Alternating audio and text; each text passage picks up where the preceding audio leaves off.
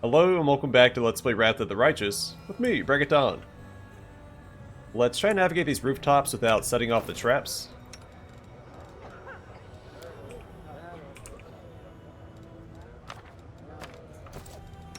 Don't mind me.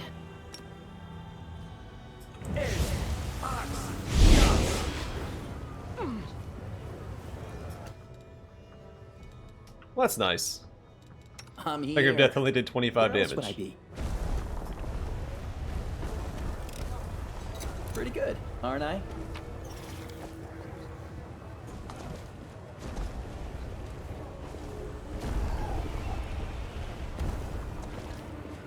I'm gone. Can't hide from me. Slow down there. I think the Soul Hunter wants to fight us. Did you forget something here, mortal? Be on your way. This is where I, Death's Reaper, come to hunt. Actually, we probably get Olbrich up here. If combat starts, he can probably death from above that guy. We won't fall here. I swear. Cover me, it. all right?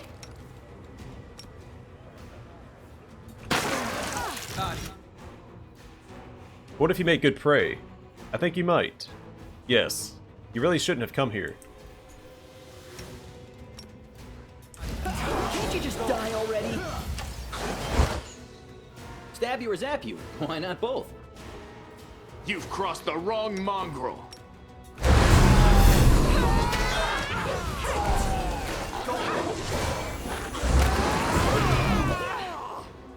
Into the prey! Distracting for me. Go.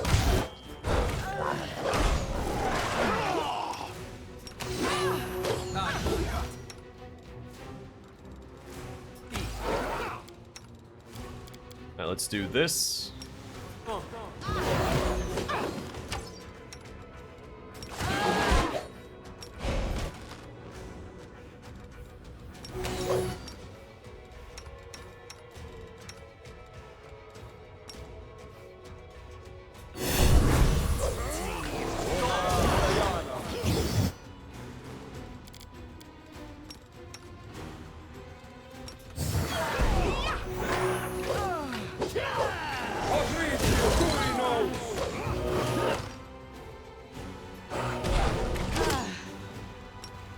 Alright, let's dive in here so that Sunshine's getting some attacks in too.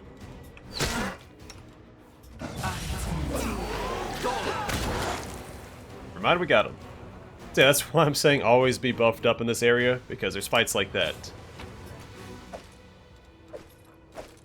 Now we got the Assailant's Belt.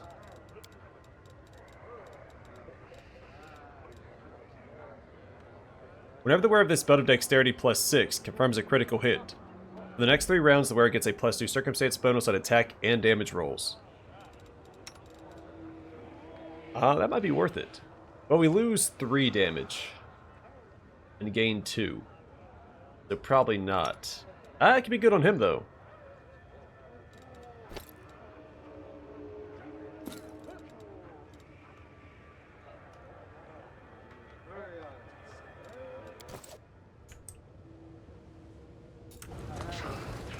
Alright, back this way. We need to get as close as possible. It's hard to do when we have animal growth on Sunshine and legendary proportions on my main character. Who, me? It's hard to tuck him into a corner without clicking on that character. Something wrong? What if we can make it all the way over here? No.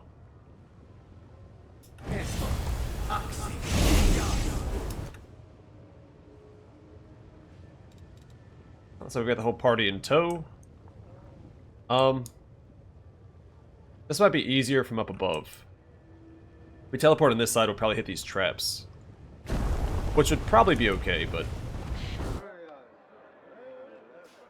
We will win this war. That'd also be missed experience if we don't disarm them.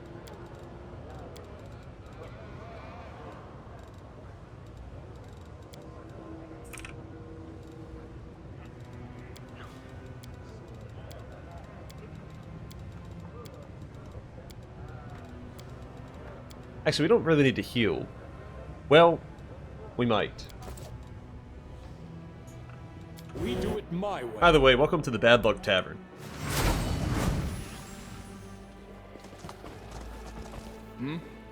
Might be trap, might be treasure. Doubt is the heart's greatest challenge. I don't steal. I encourage people to save the poor, helpless tieflings around the world. Starting with me. My prismatic ring.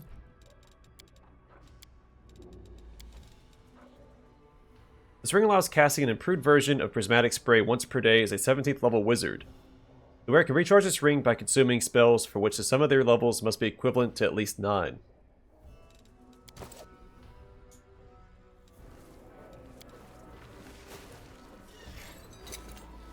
This is my kind of work. Some more cold iron. Follow. There's a if few you ways to dare. exit, so we came in here. We can go out this way or that way.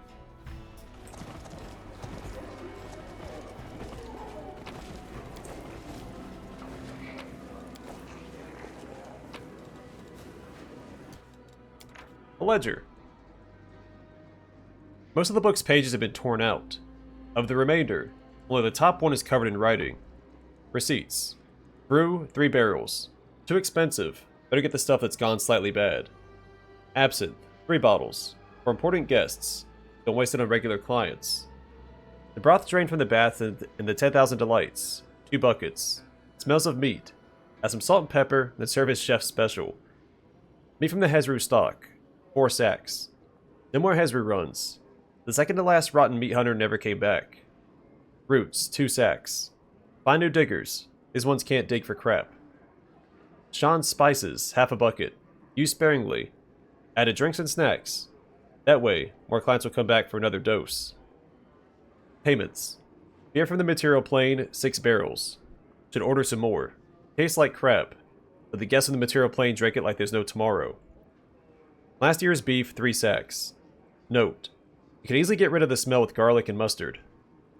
Vegetables from Grum's store, 3 sacks. They can either drop the price or water his patches with different filth.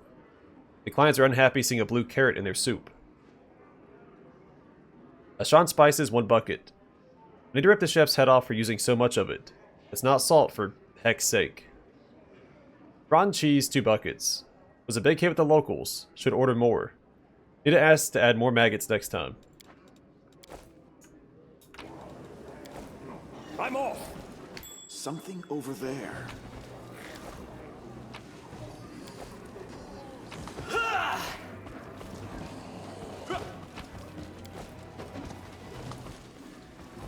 Red mask. Get lost. Not looking for drinking companions. Alright, we also have Mielarah.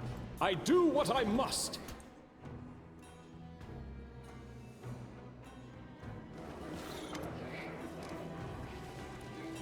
Greeting you with a nod is a middle-aged sorceress with short dark hair, a skinny face, and prominent cheekbones that bring to mind images of predatory birds.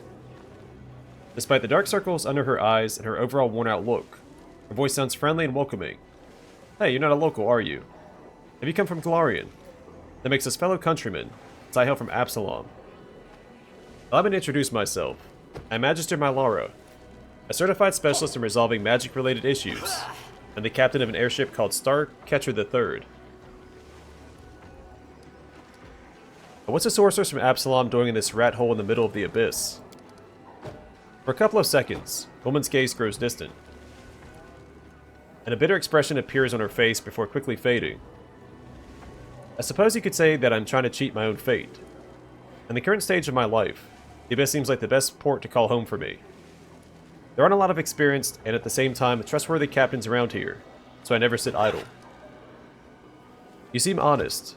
How do you manage to survive in this place? Running a little, Mielarah crosses her arms in a resolute gesture.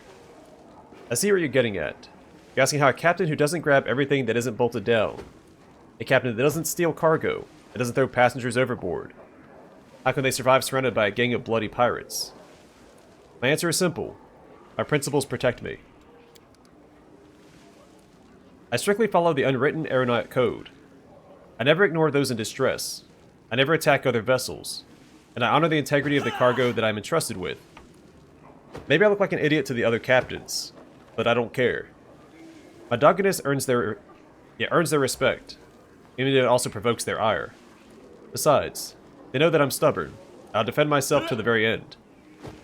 I suppose that's the real reason why they haven't slit my throat and seized my ship yet. I'd like to know more about you and your ship. I can understand your curiosity. You'll find another ship like Starcatcher III in the Abyss. Actually, captains like me are rarity here as well, for obvious reasons. Tell me about your ship. Starcatcher III, as you can guess by her name, is not the first ship I have captained, but she is without a doubt the most technologically advanced, as she's been through the most amazing adventures. She's the most reliable and neat vessel you can find in the Midnight Isles. She and I have been through serious hardships more than once, and my ship has never failed me. Once, Starcatcher III even made a short raid to the Rift of Repose, the place where the souls of murdered demon lords slowly disintegrate, imprisoned inside crumbling stone sculptures. Plus, I should also note that Starcatcher III has a unique reputation in these parts. She's never participated in pirate raids, never transported smuggled goods or slaves, never passed by other vehicles in distress without providing help, and never been in service to any of the demon lords. I can't think of any other ship in the Midnight Isles that enjoys such a good and honest reputation. Mielarah utters the last words with pride, as if she were talking about a living creature instead of an airship. Who works on your ship? I handpick my crew personally and extremely meticulously. I try to recruit those who are not completely corrupted by the prevailing customs of this place. Let's put it that way. Even here, there's a chance, a rare one, but still a chance, to meet a mortal with a good heart. Someone who, though poisoned by this malicious environment, is not yet beyond redemption. I do my best to help these people, and if I'm successful, I give them enough gold so they can relocate to some other plane. Then I send them on their way. I hope that this way, I'm going to save at least some decent souls. Alas, in this case, failures come much more often than successes. So to protect my good-hearted but corrupted crew from making irreversible mistakes, I have to rely on some spells. With a smile, Mielarah taps her finger against her temple. I call it disciplinary thought correction. Starcatcher III. So there was a first and second. The cheerful smile of the sorceress fades away. Starcatcher II crashed on the rocks of Alanethea. We were sailing over Mara Island when a mutiny broke out. It's an evil place, where discord and hostility fill the air like a noxious miasma. A part of the crew tried to seize the ship, the others remained loyal to me, and a massacre ensued. Defending myself, I had to fight my friends, till I was the last one standing. The last survivor, all by myself. I barely managed to guide my ship to Alanethea, or it might be Alanethea. When I was bringing her into land, the rocks tore into her like a fishmonger gutting a fish. Starcatcher II was irreparably damaged. As for me, I escaped with a couple of bruises and a chipped tooth. The sorceress squeezes out a bitter smile. As for Starcatcher I, it was because of her that I decided to settle in the Abyss. How do you wind up in the Abyss? The face of the sorceress becomes grim. Her words seem to come from somewhere cold and remote, as if from the grave. I was once a member of the Arcana Miriam, the most prestigious magic academy in Absalom. Back then I was a captain too, and I delivered special cargo and passengers at my colleague's request. I've been assigned to a risky and extremely important rescue mission on the plain of Abaddon. I had to rescue a group of Pathfinders who had gotten into hot water there. I literally ripped them out of the claws of the Grave Dragger, the Herald of Xiphus, god of accidental and pointless death.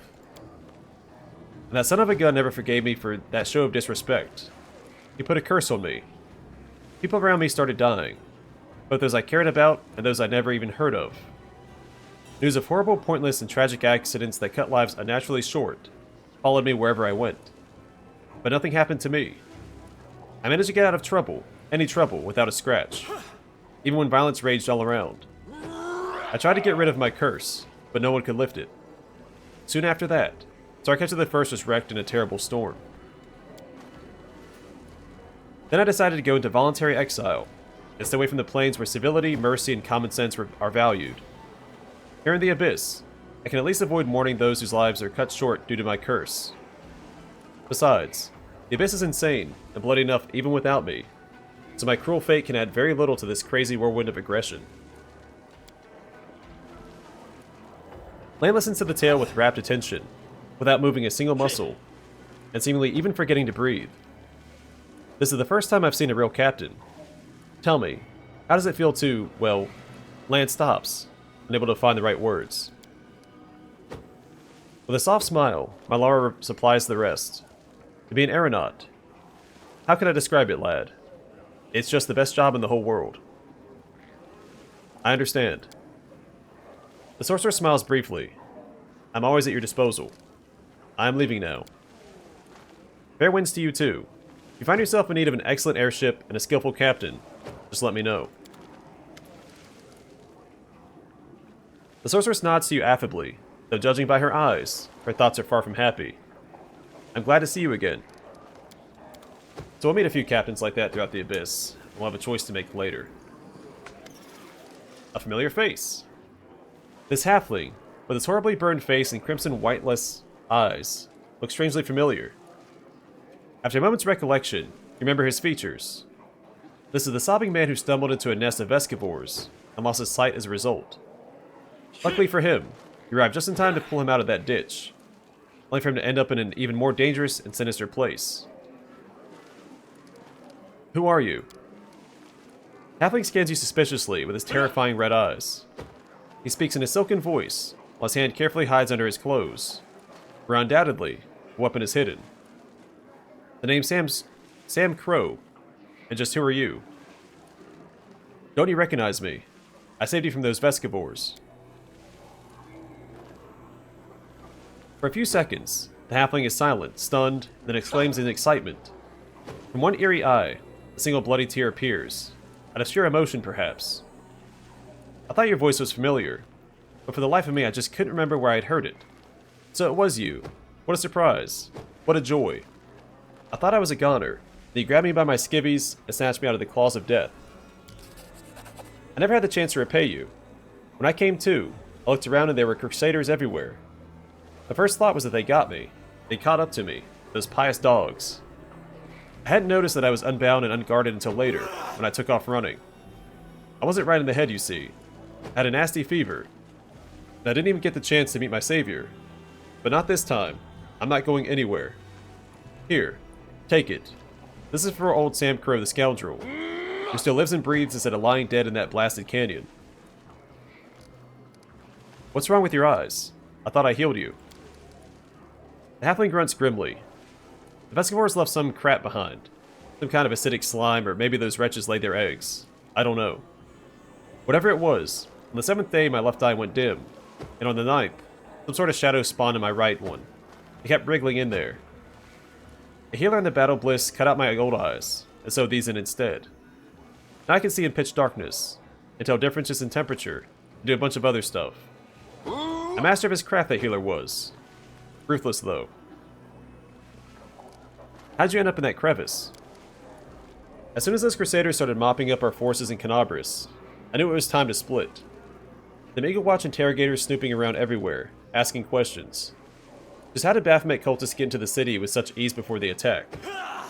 You know, half our agents are scholars, not spies. Catch one, and he'll rat out the rest. So I was out of there in an instant, and on my way back to my mates. I wish I could have found a proper guide though, so I wouldn't have fallen into that Vescivore nest. Why were you scared of the Crusaders? As I was legging it away from Canabris, I just couldn't shake the image of the gallows they'd hang me from, for treason and all that. You didn't believe all the stunts I pulled off. I smuggled Lady Monago's letters into the city, hid cultists under the guise of merchants' guards in my own home, brought Faxon into the Tower of Estrad, did some research in the Blackwing Library for Lord Xanthir. Who showed the demons where the Crusader barracks were on the first night? Me. They were all cut down, unarmored and half asleep. When the resistance gathered at the Defender's heart, who was it that found out and told the demons about it? Me again. The whole thing hinged on messengers and spies like me. That's why the Crusaders would have gladly hung me if I were caught. You scum. So many good folks died because of filth like you. Seela clenches her fists, her eyes burning with rage. Hey, has she lost it or something? Get this lunatic away from me. She'll hurt me. Woljif gives a sweet smile. Pay her no mind, brother. It's just Sister Seela here still ain't got over the shock of what went down in Canabris. The scummy crusaders massacred our side, you know? Seela lost so many of her brothers and sisters in evil. She did. All of them killed by that butcher the people of Mendev call the Commander. Oh yeah? She took part in the storm of Canabris, did she? Doesn't look like a cultist to me. More like one of those darn crusaders. Her? A crusader? Don't make me laugh. She's done in her first paladin when she was still in her teens. Oh, Woljif, come on now. I swiped the Piasad's helmet right before a battle. You really think a nasty piece of work like that would become a crusader? Seela grits her teeth at the sound of Woljif's words. With incredible effort, forces herself to hold back the stream of curses trying to escape her lips. She simply gives a grim nod, throwing daggers at both the halfling and the tiefling in turn. Now why work for the demons? Offer wizardly knowledge. I've always been curious to a fault, especially when it comes to magic. Once I was allowed wizards' books, there was no stopping me. So I met a guy who let me read a whole bunch of banned books. It wasn't until later that I found out that he was an apprentice of Xantho the Plagued One himself. Now that one knows a lot. So I asked to be the Plagued One's apprentice too. That's how I chose my side. What are you doing in the Abyss? The halfling gives you a sly smile, which looks rather creepy with his red eyes. Same thing you are, hiding. You're one of us Baphomet agents too, right? Why else would you hole up in this dump with me instead of fighting over on Golarion? I have a keen eye. Heh. I can spot a fellow cultist from a mile away. Samcrow grins smugly, clearly proud of his own insight. I'll be going now. You take care now. And remember, this is no Golarion. Things are rougher here. The halfling you save from the Vescivores greets you with joy. Hey, you're the one who saved my bacon.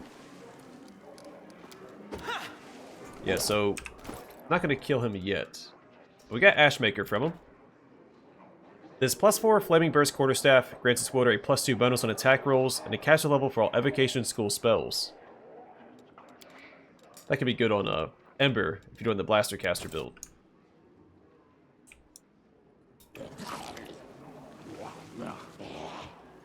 Bhurgaz. A wrinkled demon with broken fangs and a missing eye stands before you. The eye socket is occupied by a large, squirming, multi-legged insect. It seems not to cause the demon any discomfort. He greets you with venom in his tone. Welcome to the Bad Luck. I'm Burghaz, the innkeeper. Our establishment upholds a high standard of service, and that it's better to eat and drink here instead of a ditch. Sleep here at your own risk. Keep that in mind. I drown the rest of your life in cheap swill, or purchase goods of the highest quality and dubious origin. By giving your entourage an appraising look, the demon adds in a silken voice. We accept payment in gold and slaves. Dirty floor, terrible booze, a clientele of scoundrels, each one more dreadful than the last. An innkeeper who's a crook and probably a creep. Ah, the perfect venue to celebrate our arrival in this god's-forsaken place. Was to keep me company, maybe even entertain the other patrons with a few Crusader songs. I doubt they've heard them before. You can count on me. We do not abandon our own. Let's find out what the locals here use to drown their sorrows. Surely it can't taste any worse than that mongrel liquor made from venomous spiders. Where can I find Nocticula? The demon goggles, then bursts into deafening laughter. Tiny bugs fly out of his maw. Wiping away bloody tears and giggling, he grabs a particularly nimble insect and tosses it back down his gullet. You can find her in the palace, mortal. The thing is, she won't just see just anyone. The last person who had the nerve to show up uninvited now lives in the catacombs, and everyone calls him Scrap. Care to guess why?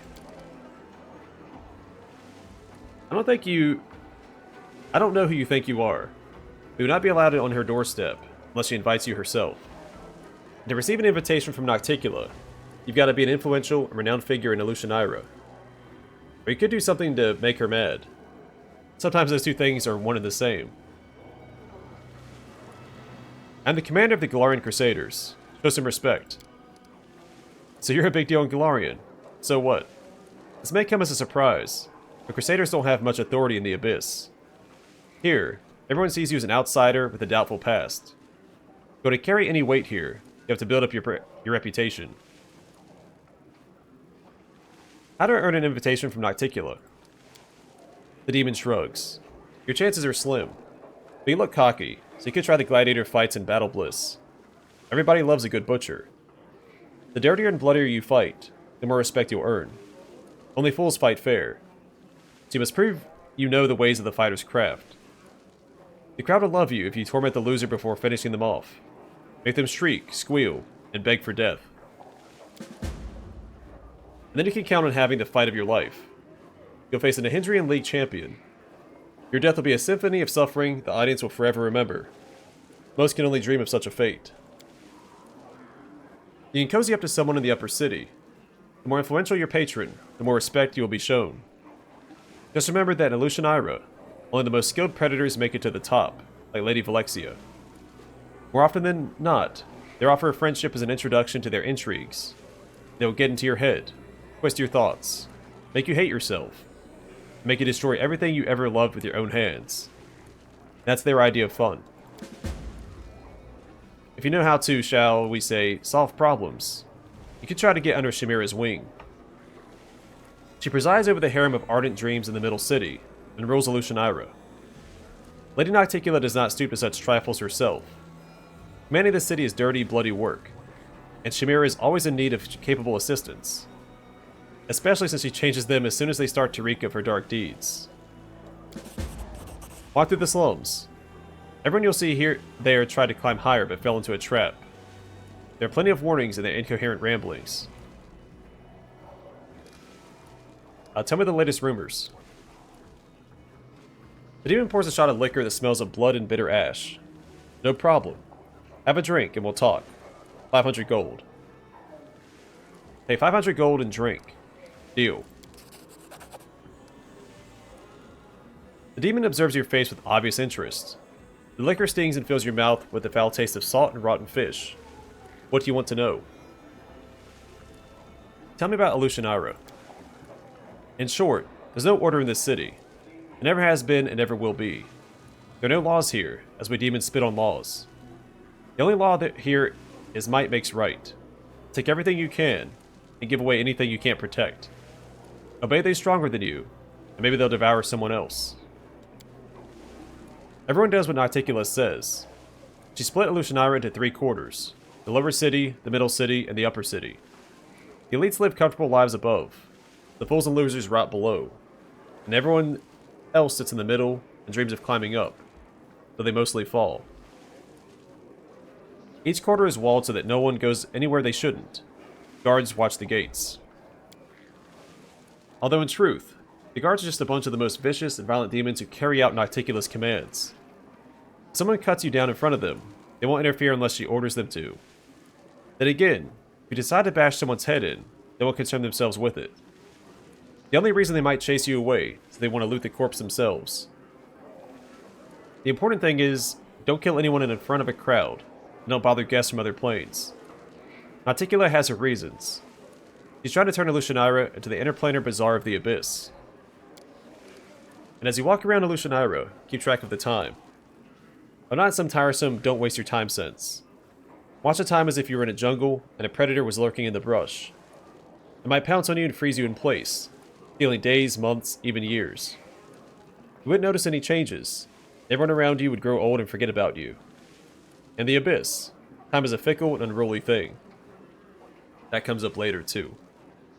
Now tell me about this quarter. The demon points it to a bottle of liquor. Imagine Lucianira is this bottle. The lower city is the bottom. The explanation is quite apt, as the bottom of the bottle is coated with foul-looking scum. The dead insect with 2 fanged mouths is stuck to it. A cesspit. If someone or something needs to be eliminated, they send it to the lower city. They say the arena is the heart of the quarter, but that's nonsense. This whole quarter is one massive arena. Everyone here is a murderer, a thief, and a scumbag. The bloodshed never ceases, and the denizens of Lucianira watch it with delight, and wager on who will emerge from this lake of blood. You may think of the slums as a useless appendage, but they're the main source of entertainment for the city. We've also got a port of sorts, but the truth is sailors around here dock wherever they please.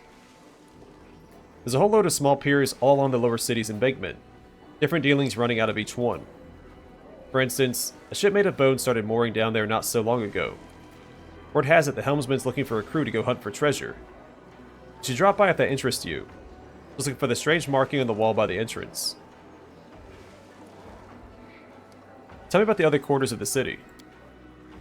The middle city is all about trade. The 10,000 Delights offer sex. The flesh markets deal in slaves and weapons. The mercenaries and assassins sell the death of enemies. The most successful business person of all is Shamira, at the harem of ardent dreams. Her merchandise is Nocticulus' favor, and the favor of the powers that be. The upper city is for those who already have everything and have no use for trade. Imagine if you were a creature of divine power that could live in complete comfort, free of almost all limits. That's the kind who live in the upper city. You'd be wise to stay away from them. In the lower city, they'll just kill you and defile your corpse.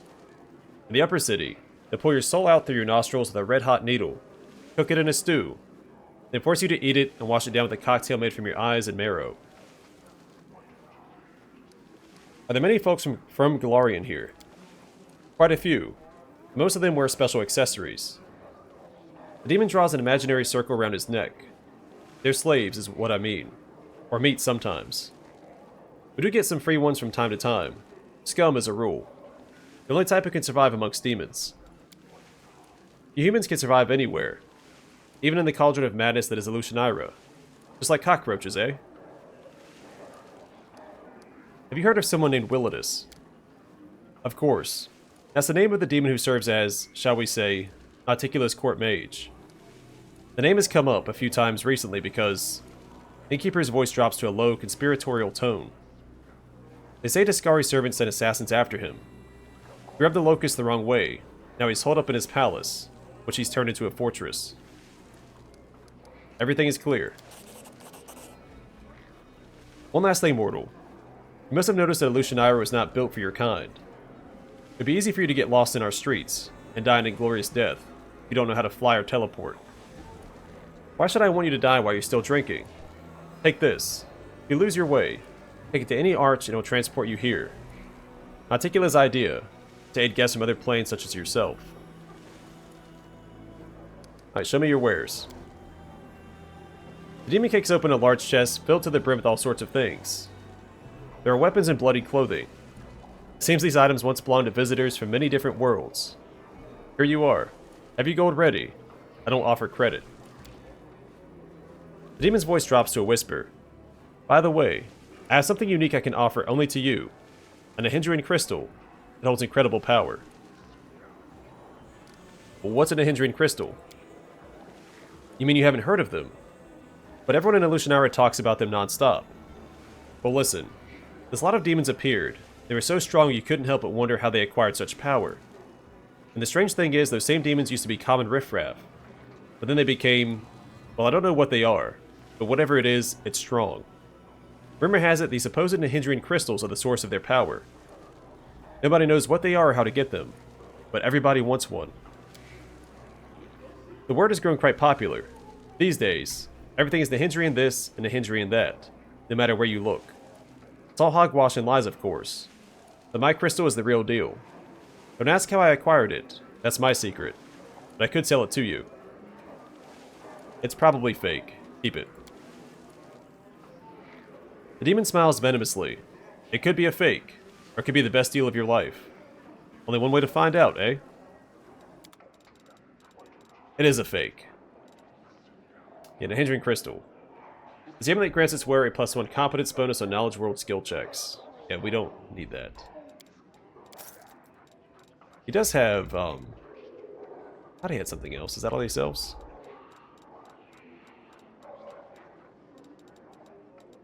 Yeah, so we got the, coin. Gold coin from the Bad Luck Tavern. The gold coin from the Bad Luck Tavern in Myelarah. The coin features an engraved design depicting the knocked out fang of some demon. So I think you have to buy that if you don't take the drink from him. you take the drink, you get that for free. I think it's like 10,000 gold or something. But I could be mixing that up with one in the middle city. Yeah, nothing we need here.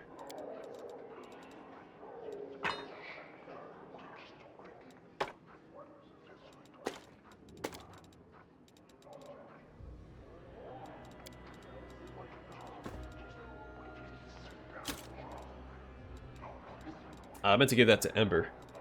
That's alright.